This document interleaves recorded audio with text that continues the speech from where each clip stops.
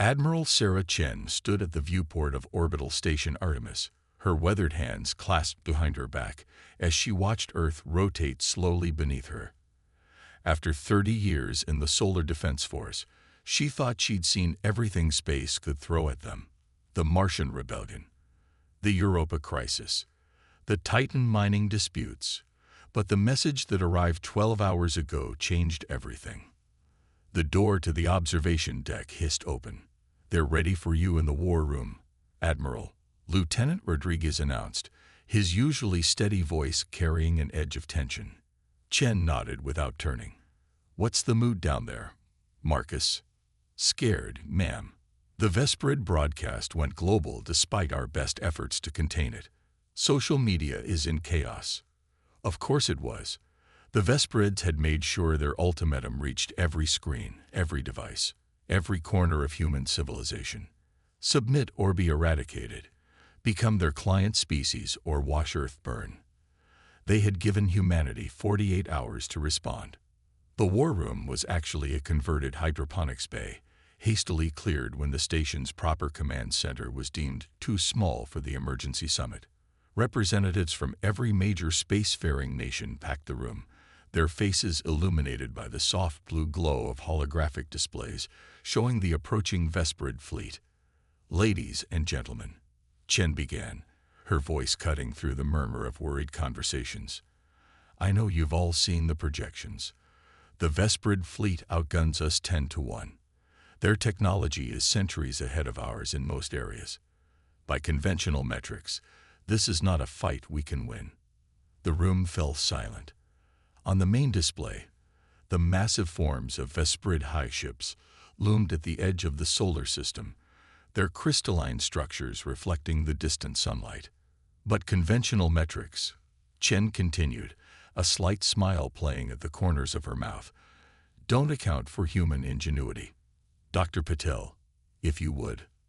A woman in her early 40s stood up from the science delegation. Dr. Amara Patel had been heading the Quantum Communications Initiative at CERN when the Vesperids appeared. Now she held up a small device that looked like nothing more impressive than a smartphone. "For the past 5 years," Patel explained, "we've been studying an anomaly in quantum entanglement patterns.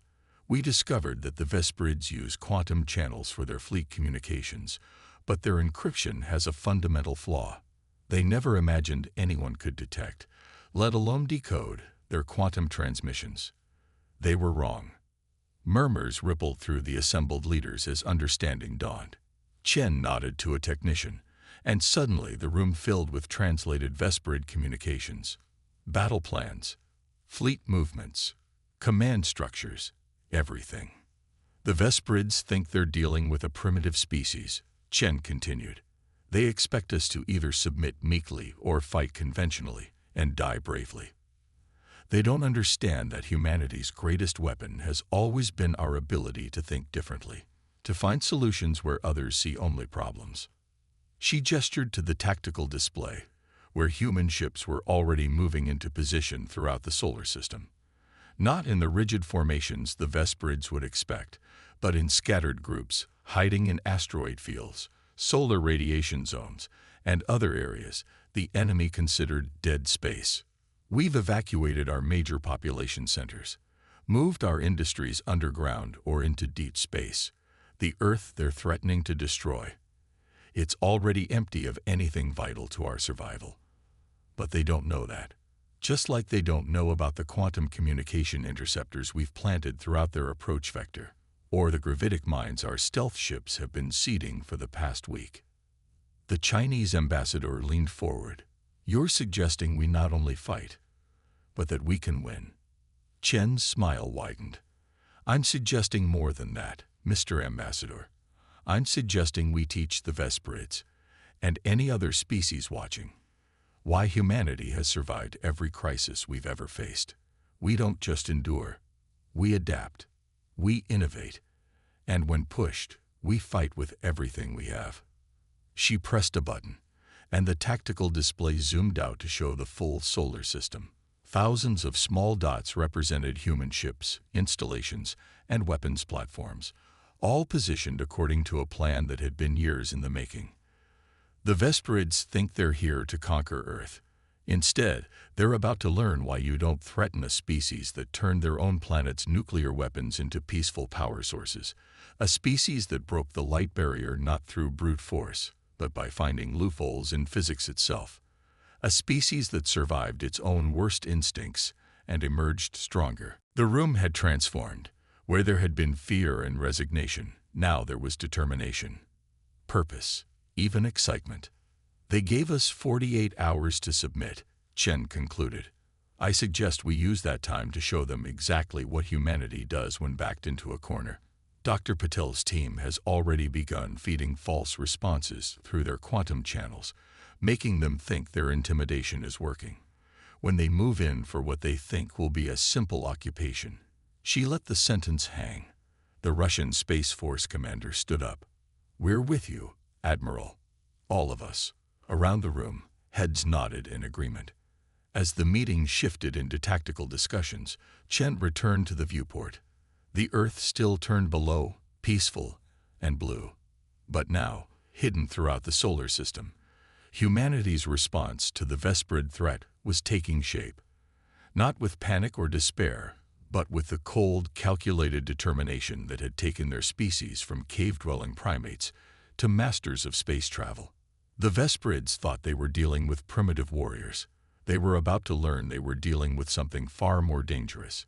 Human beings who refused to accept defeat as an option. In her pocket, Chen's quantum interceptor buzzed with another decoded Vesperid transmission. Their fleet was beginning its final approach, right on schedule. Right where humanity wanted them. The next 48 hours would change the galaxy forever, and humanity was ready. The Vesperid Supreme Commander's chambers aboard the hive ship Eternal Dominion thrummed with the sound of crystalline data streams. Zix Von watched the approaching blue planet through sensors that could detect everything from electromagnetic emissions to gravitational fluctuations. Everything seemed to be proceeding according to plan. Supreme Commander, one of their subordinates, chimed in through the neural network. We're detecting increased quantum activity from the human installations. They appear to be coordinating their surrender terms. Zix Von's outer membrane rippled with satisfaction. These humans were behaving exactly as the predictive model suggested, recognizing their inevitable defeat and choosing survival over futile resistance. In a few hours, Earth would join the growing list of client worlds under Vesperid protection. Deep within Asteroid Belt Station Delta, Dr. Amara Patel watched streams of quantum data flow across her screens and smiled. They're buying it completely, she reported to Admiral Chen. The false surrender negotiations have their full attention. Chen nodded, studying the tactical display showing the real state of the solar system. Human ships had spent the last 48 hours executing what they called Operation Ghostlight, a massive repositioning that took advantage of every quirk of solar system physics they'd learned over centuries of space exploration. Status of the gravity wave generators, Chen asked. All 23 are powered up and synchronized, Lieutenant Rodriguez reported from his station. The Vesperids still haven't detected them. Their sensors are sophisticated, but they're only looking for what they expect to find. That was the key to the whole operation. The Vesperids' technological superiority had made them arrogant. They saw human technology as primitive, never considering that this primitive species might have developed in completely different directions than their own civilization. The quantum communication intercepts continued to pour in. The Vesperid fleet was advancing in a perfect geometric formation, their ships arranged in crystalline patterns that reflected their society's obsession with order and hierarchy. They were beautiful, Chen had to admit, and completely predictable. Launch the autonomous drones, Chen ordered. Across the asteroid belt, thousands of small, unmanned vessels detached from their hiding places. To Vesperid sensors, they would appear as nothing more than space debris, their hulls specifically designed to mimic the composition of natural asteroids. Aboard the Eternal Dominion, Zix Von received the latest transmission from the humans. Their surrender terms were appropriately humble, requesting only minimal concessions for their transition to client status. Everything was proceeding with perfect efficiency. Then the first anomaly appeared. Supreme Commander, a sensor operator reported, their crystalline form vibrating with confusion. We're detecting unusual gravitational fluctuations throughout the approach vector. Before Zixfon could respond, space itself seemed to twist. The carefully arranged Vesprid formation began to distort as invisible forces pulled at their ships. The gravity wave generators, hidden in precise locations throughout the solar system, had activated simultaneously, creating a complex web of gravitational distortions that the Vesprids had never encountered before. Impossible, Zixfon broadcast across the fleet network. Their technology is not capable of. The sentence was never finished. The debris scattered throughout the fleet suddenly came to life. Thousands of autonomous drones, each carrying a payload of quantum disruption charges, activated at once. They didn't target the Vesprid ship's weapons or shields. Instead, they attacked their communication systems, severing the quantum links that kept the fleet coordinated. In the war room, Chen watched as the perfect Vesprid formation dissolved into chaos. Without their quantum network, each ship was forced to rely on conventional communications, which were instantly overwhelmed by the sheer volume of conflicting orders and desperate requests for guidance. Phase 2, Chen ordered quietly. Throughout the solar system, human ships emerged from their hiding places. They didn't engage the Vesprid fleet directly. Instead, they began activating arrays of solar mirrors, focusing concentrated beams of solar radiation at specific points in space. The Vesprid's crystalline ships, designed to deflect energy weapons, actually amplified these beams, creating cascading reactions that forced them to either power down their main systems or risk molecular destabilization. Dr. Patel's voice cut through the tactical chatter. "Admiral, we're detecting massive energy spikes from the Vesprid flagship. They're attempting to reconfigure their quantum network." Chen had been waiting for this. Execute Operation Darkstar. Hidden transmitters throughout the asteroid belt activated, flooding the quantum channels with carefully crafted interference patterns. To the Vesprids, it would appear as if their own quantum communication network was turning against them, creating feedback loops that threatened to overload their ship's core systems. Aboard the Eternal Dominion, Zixfon watched in disbelief as their supposedly invincible fleet was reduced to a scattered collection of individual ships, each struggling to maintain basic functions. The humans hadn't even fired a single conventional weapon, yet they had effectively neutralized the most powerful fleet in known space. "This isn't possible," the Supreme Commander broadcast on all remaining channels. "They are primitives. Their technology is inferior. Their weapons are crude. They cannot." Actually, Admiral Chen's voice cut through the chaos, broadcasting on the Vesprid's own emergency frequencies. "We're not primitive. We're just different, and you're about to learn exactly how different we can be." As if to emphasize her point, the first wave of actual human warships appeared from behind Mars' orbit. They were smaller than the Vesprid vessels, more angular, lacking the crystalline beauty of the alien fleet. But they moved with purpose, with coordination, with a plan that had been years in the making. The real battle for Earth was about to begin, and humanity had just seized the initiative. The first shots of the battle weren't weapons fire at all. From their hidden positions throughout the asteroid belt, human ships released clouds of engineered metallic dust, billions of microscopic particles that seemed harmless until they came in contact with the Vesprid's crystalline hull material. The particles were designed to resonate at precisely the same frequency as the alien's shield harmonics, creating cascading disruptions that forced the Vesprids to divert precious power to maintain their defensive barriers. "Fleet status," Admiral Chen demanded, watching the tactical display as human forces executed their carefully choreographed dance through the solar system. "Task Force Artemis is in position behind Deimos," Captain Maya Patel reported, Dr. Patel's sister and one of Earth's most decorated tactical officers. "The Vesprids are still trying to reorganize their formation, but without their quantum network, they're falling back on predetermined battle plans. Old ones." Chen allowed herself a small smile. The Vesperids had relied on their advanced technology for so long that they'd forgotten the basics of adaptive warfare.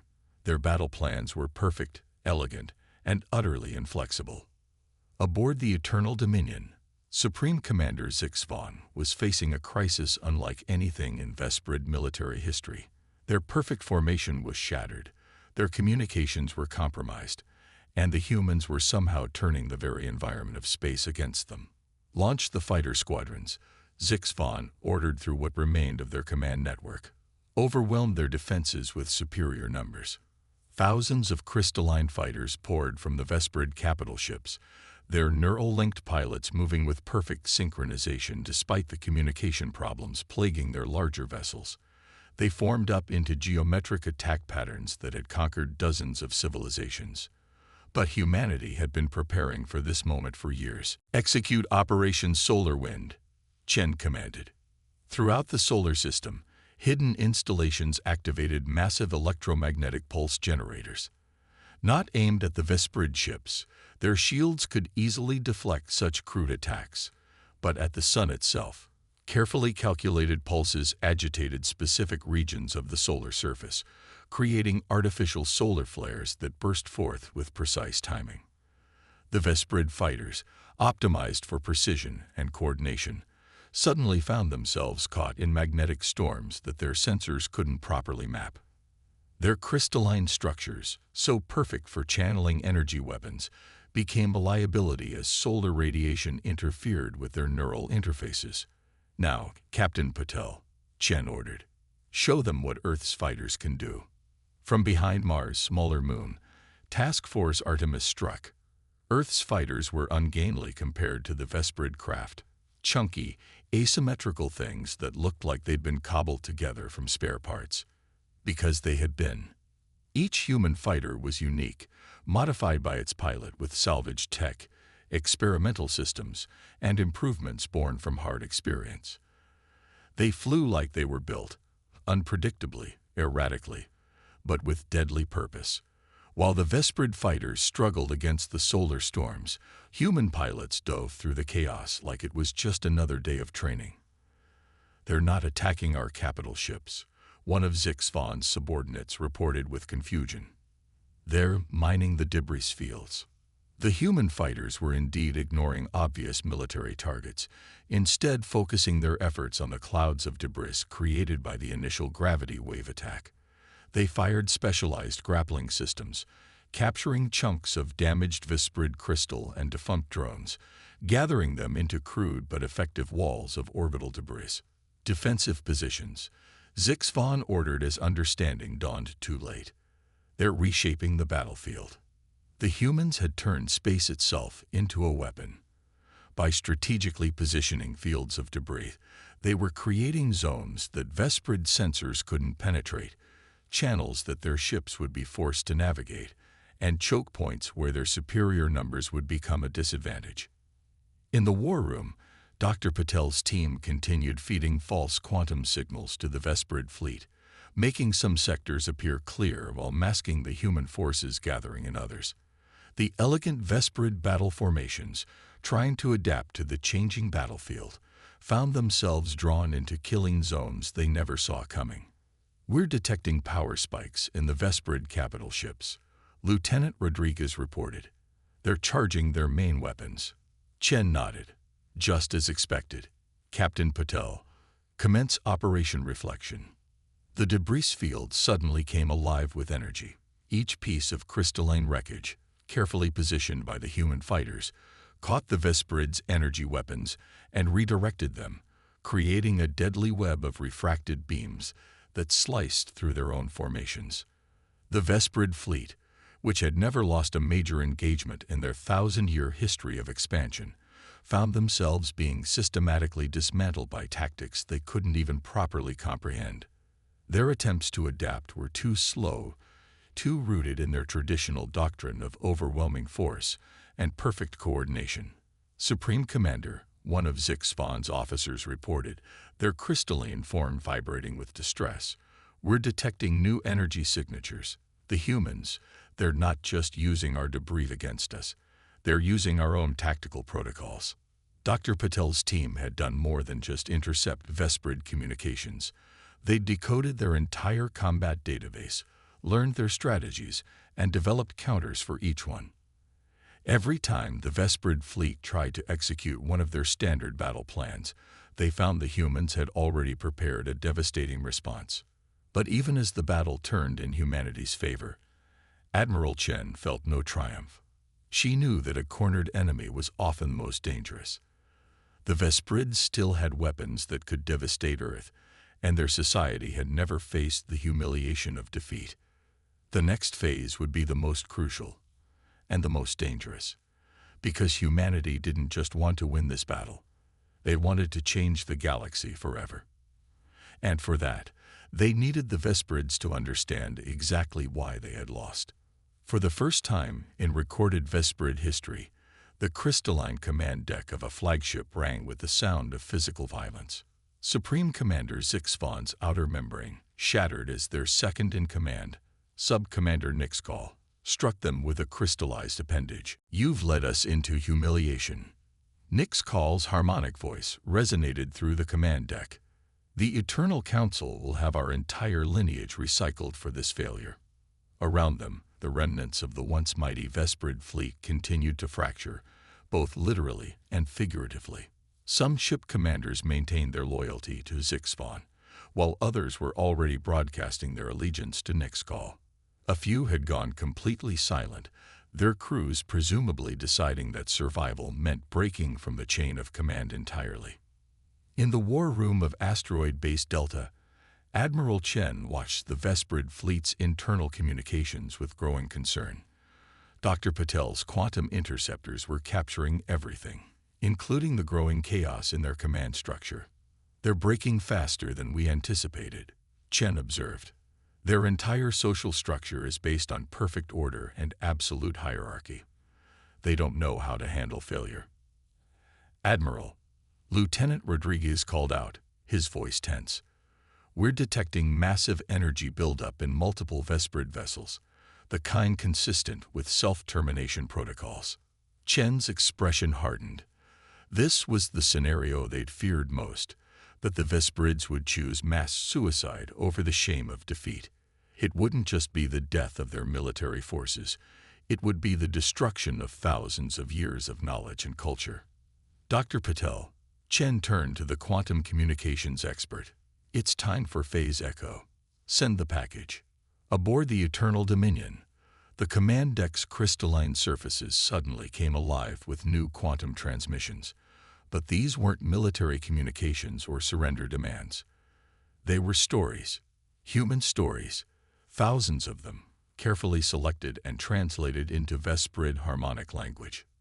Stories of defeat and resurrection, of civilizations that fell and rose again, of humans who failed, learned, and grew stronger, of Earth's own history, how humans had fought countless wars amongst themselves, experienced countless defeats, and emerged stronger each time.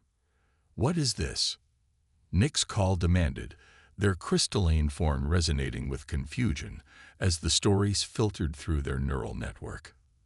"They're showing us something," a junior officer observed, their usual rigid posture softening as they absorbed the transmissions. "Something we've never considered."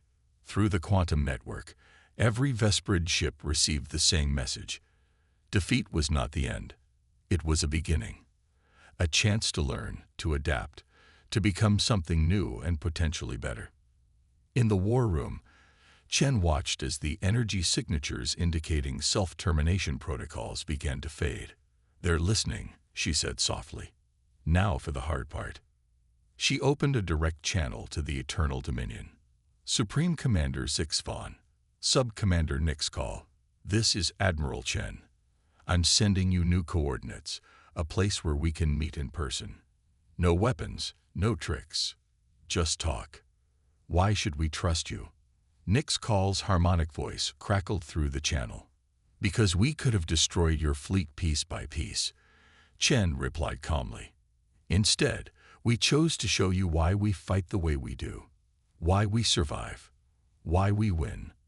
And now we want to show you something even more important: how we make peace." There was a long pause. In that silence, the fate of two civilizations hung in the balance. The Vesperids could still choose destruction. They could still launch a suicidal final attack on Earth. Their remaining weapons had enough power to cause catastrophic damage. Finally, Zixvan's voice came through, weaker but somehow more real than their earlier communications. The coordinates are received. We will attend. As the channel closed, Captain Patel approached Chen's station. Are you sure about this, Admiral? They're still dangerous, still powerful. Chen nodded.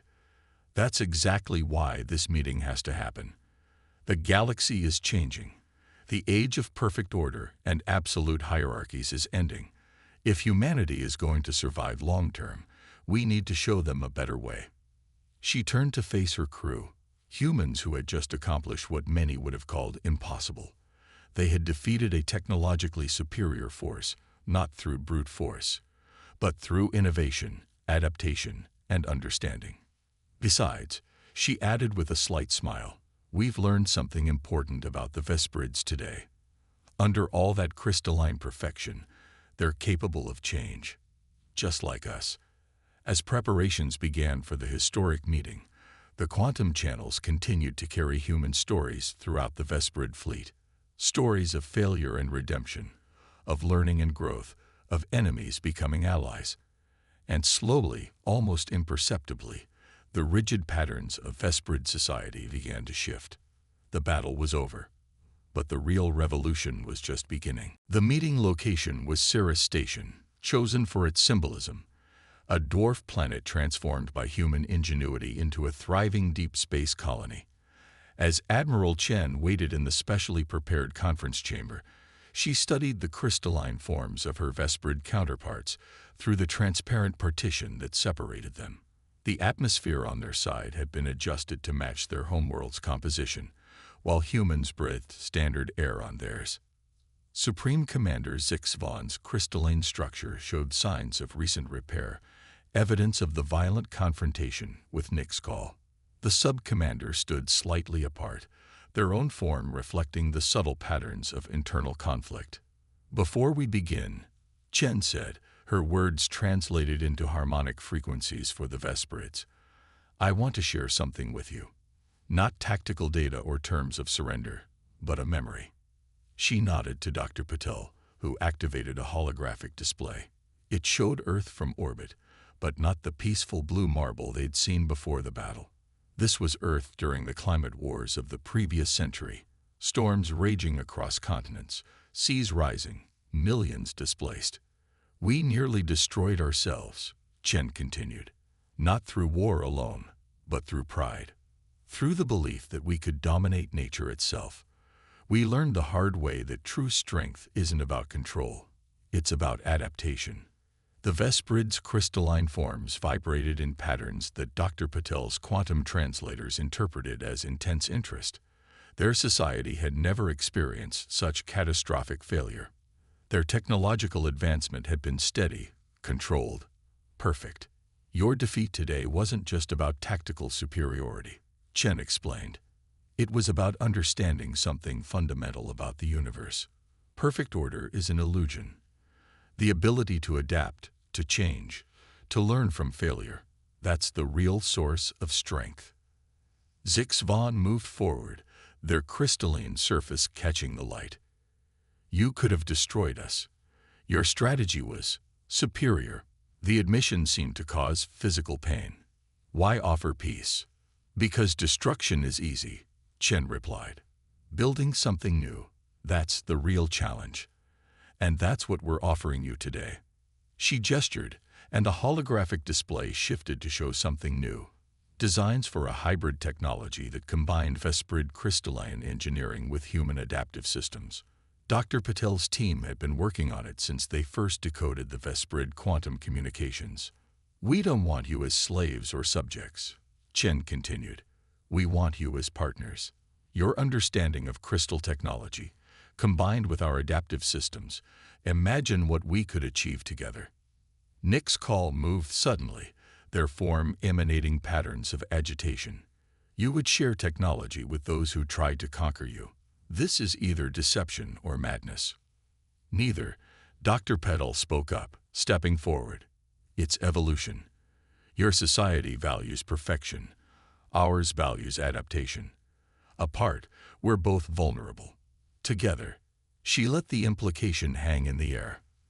The quantum translators picked up complex harmonic discussions between the Vesprid leaders. Their language had no words for the concepts they were trying to express. Ideas of beneficial failure, of strength through imperfection, of evolution through cooperation rather than conquest. Finally, Zixvan spoke again. The Eternal Council will resist. Our entire society is built on the principle of perfect hierarchy. Then maybe it's time for your society to evolve too, Chen suggested. Not through force, but through example. Show them what's possible when you embrace change instead of fearing it. The meeting continued for hours, but the fundamental shift had already occurred. The Vesprids began asking questions not about military strength or territorial control, but about human history. How had they survived their failures? How had they turned defeats into opportunities? How had they built a society that could be both strong and flexible? As the formal peace negotiations began, news spread throughout the solar system and beyond. Humanity had done more than repel an invasion. They had transformed an enemy into a potential ally. The quantum channels that had carried battle plans now carried cultural exchanges, scientific data, and most importantly, questions. 1 month later, the first joint human-Vesprid research facility opened in orbit around Mars. Crystal ships began incorporating human adaptive systems, while Earth's factories learned to grow hybrid materials that combined the best of both technologies. But the real changes were cultural. Young Vesprids began questioning the rigid hierarchies of their society. Human scientists found new appreciation for the beauty of order and precision. Both species discovered that their greatest strengths emerged not from domination, but from synthesis. Admiral Chen stood at her familiar viewport on Orbital Station Artemis, watching a Vesprid crystal ship dock, using human-designed adaptive protocols. Beside her, Dr. Patel was deep in discussion with a Vesprid scientist about quantum communication theories. Was this your plan all along? Lieutenant Rodriguez asked, joining them at the viewport. Not just to win the battle, but to change the galaxy. Chen smiled. Humanity's greatest victories have never been about destruction, Marcus. They've been about transformation. We didn't just show the Vesprids how to lose, we showed them how to grow. And in doing so, we grew too. The quantum channels were alive with activity, carrying not orders or battle plans, but ideas, questions, possibilities. Throughout the galaxy, other species were watching, learning. The age of rigid hierarchies and perfect order was ending. Something new was beginning. And humanity, adaptable as ever, was ready to help guide the way.